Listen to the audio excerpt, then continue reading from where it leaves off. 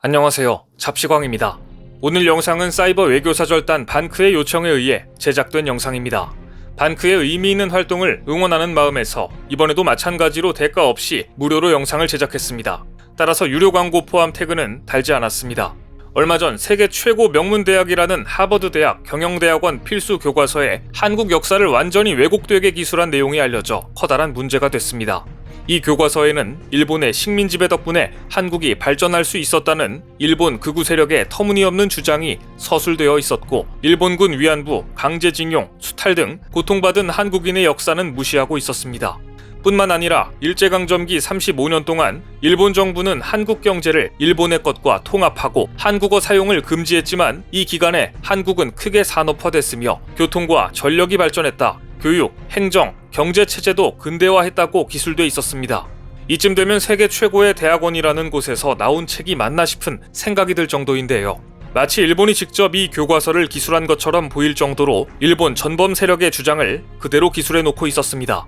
고대사 왜곡은 더 심각했습니다. 한국 고대사가 신라가 삼국을 통일한 서기 668년부터 시작된다고 소개한 것입니다.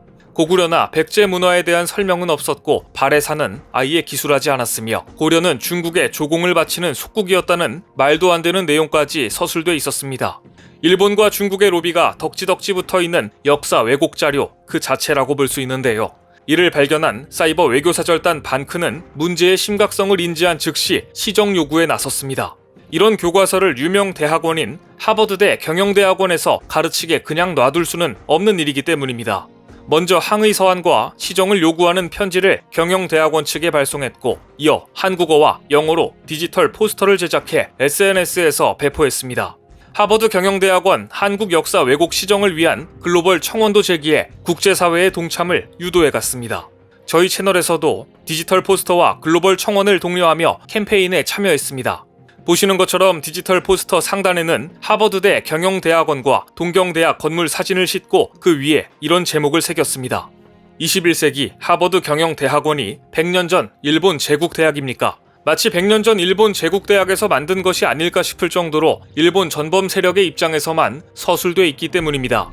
또 포스터 하단에는 세계 최고 리더를 배출하는 하버드대 경영대학원에서 일본 제국주의 침략을 옹호하고 한국 역사를 왜곡하는 내용이 실린 필수 교과서를 사용하고 있다. 일본 우익의 글로벌 선전 창구로 이용당하지 말고 교과서를 시정해달라 라는 내용을 실었습니다. 이 글로벌 캠페인에 공감한 전세계 한국 유학생 및 재외 동포들은 포스터를 내려받아 확산시켰고, 직접 하버드 경영대학원 측에 항의하는 등 적극적으로 참여했습니다. 많은 사람들은 반크의 포스터와 글로벌 청원 활동이 과연 효과가 있는지 의구심을 표합니다. 그런데 단언컨대 분명 효과가 있습니다. 그렇기 때문에 저희 잡시광 채널에서도 반크의 채널에 동참하고 있는 것입니다. 이번에도 마찬가지였습니다. 하버드 경영대학원 측에서 결국 연락이 왔습니다. 답변을 보낸 사람은 하버드 경영대 교수진이며 문제의 교재 코리아의 공동 집필자인 포레스트 라인하트 교수였습니다. 저희는 반크가 제시한 문제에 대해 매우 심각하게 생각하고 있습니다. 우리의 연구를 향상시키는 것에 항상 관심이 있고, 이 문제에 대해서도 내용 편집이 되길 기대합니다. 이 문제에 대해서 내용이 편집되길 기대한다. 집필자가 대체 무엇 때문에 직접 편집하지 못하고 편집이 되길 기대해야 할까요? 뭔가 직접 편집을 하지 못할 사정이 있나 봅니다. 하버드 경영대학원 측에서 왜곡된 교과서 내용의 심각성을 인지하고 수정에 대해 긍정적인 검토를 하겠다는 답변이 온 것은 분명 의미 있는 일입니다. 반크의 활동이 영향력이 있다는 증거이기 때문입니다.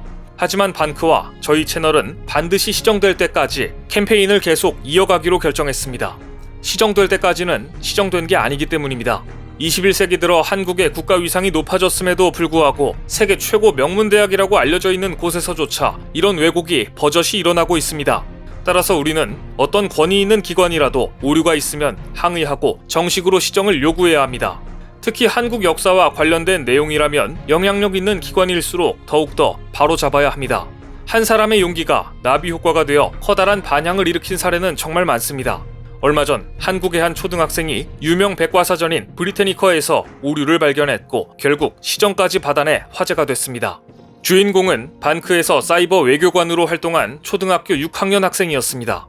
이 학생은 브리테니커 백과사전에서 1455년 구텐베르크가 세계 최초로 금속 활자를 발명했다라는 기록을 발견했고 곧바로 브리테니커에 항의 서한을 보냈습니다.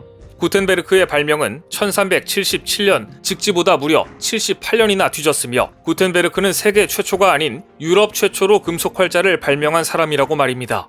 브리테니커 출판사 측은 확인해보겠다며 1차로 답신을 보내왔고 결국 구텐베르크는 유럽 최초로 금속 활자를 발명한 사람이라고 시정한 내용을 올렸습니다. 초등학생 한 명의 용기와 끈기가 세계에서 가장 오래된 영어로 쓰인 백과사전 브리테니커의 내용을 바꾼 것입니다. 브리테니커 측에서도 직지가 구텐베르크보다 78년이나 빠르다는 사실은 이리 증명된 사실이니 자신들의 명성을 생각해서라도 더는 잘못된 내용을 기술할 수 없었을 것입니다. 한 사람이 거대한 출판사를 상대로 오류를 고친다는 게 불가능해 보일 수 있습니다. 하지만 이렇게 어린 초등학생도 하는데 우리 모두가 힘을 합친다면 이보다 더한 일도 해낼 수 있다는 게 반크의 믿음입니다.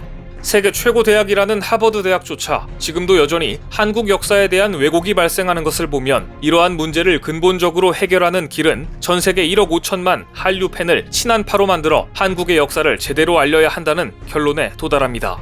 그래서 반크는 가장 먼저 우리 5천년 역사의 찬란한 유산인 한글과 세종대왕부터 알리기로 했습니다.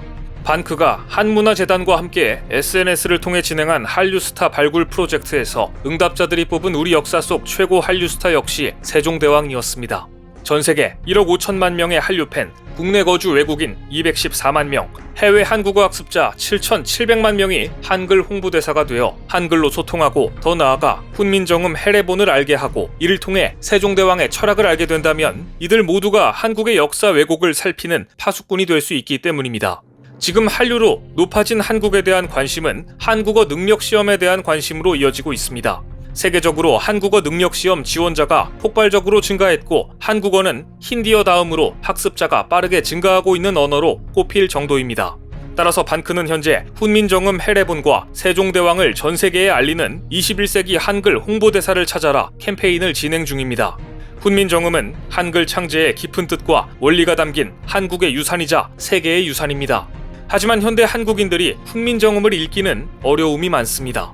그래서 사람들이 쉽게 글을 익히고 편하게 쓰도록 한글을 창제한 세종대왕의 뜻을 이어받아 훈민정음 해례본을 누구나 쉽게 읽을 수 있도록 쉬운 현대 한국어와 영어로 번역한 알기 쉽게 풀어쓴 훈민정음을 제작했고 이를 온라인에서 배포하게 된 것입니다.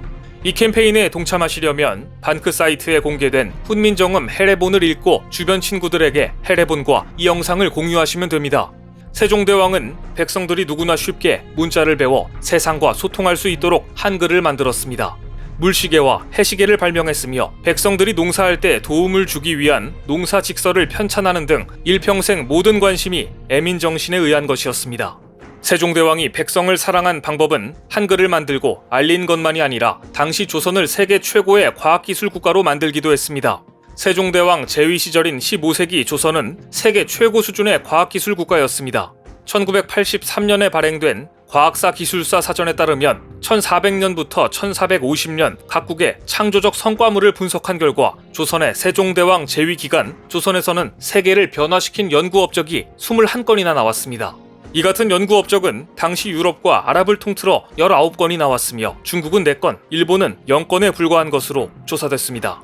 당시 전세계 창조적 성과물 44개 가운데 47.7%가 조선에서 나왔다니 백성을 향한 세종대왕의 사랑은 15세기 조선을 세계 최고 수준의 과학기술 국가로 성장시켰던 것입니다.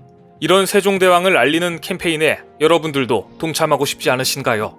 잡시광 애청자 여러분, 많은 사람들에게 이 캠페인을 알려주시기 바랍니다.